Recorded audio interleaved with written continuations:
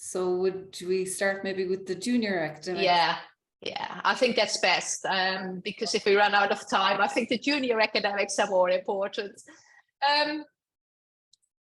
So junior academics, I think I prefer to focus on research and administration and leadership, because we don't often have that much agency in our teaching, because teaching is often assigned. So research and leadership. Well, in research, I would say don't be afraid. Don't be afraid to be different and critical of current research. Again, there is bias in the system. Again, there are some academics, senior academics, or even junior academics, who are self-centered, unethical, or downright nasty.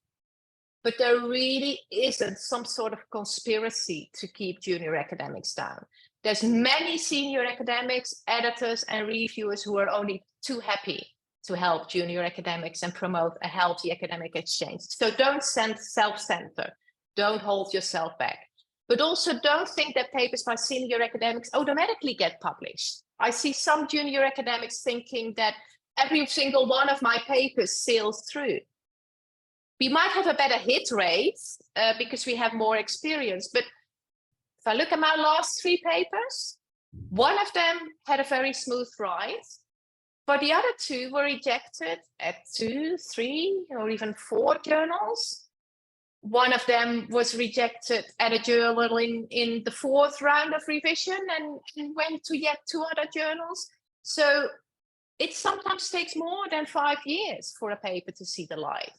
But most important is persistence. My co-authors and I persisted, and in the end, they all got published. And if I'm perfectly honest, they all got much better in the process.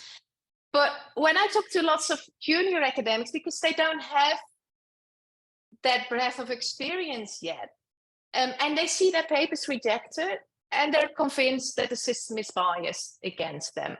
But then when I read their papers, I can clearly see that they're really not suitable for the journal they were submitted to. Or, to be honest, in some cases, were just not very well written. So I would say never send a paper to a journal without having someone else look at it. Someone preferably has an experience with the journal that you want to send it to. But someone really, a second pair of eyes beyond your co-authors. For every one of my papers, I still ask what is called a friendly reviewer. So that's someone who reads the papers before submission. They take on the role of reviewer, but they're nice reviewers. And I do that for all of my papers, and I return the favor if people in my academic network ask me to do so.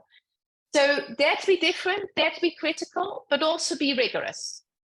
Be respectful towards others when you get a revise and resubmit, and be responsive.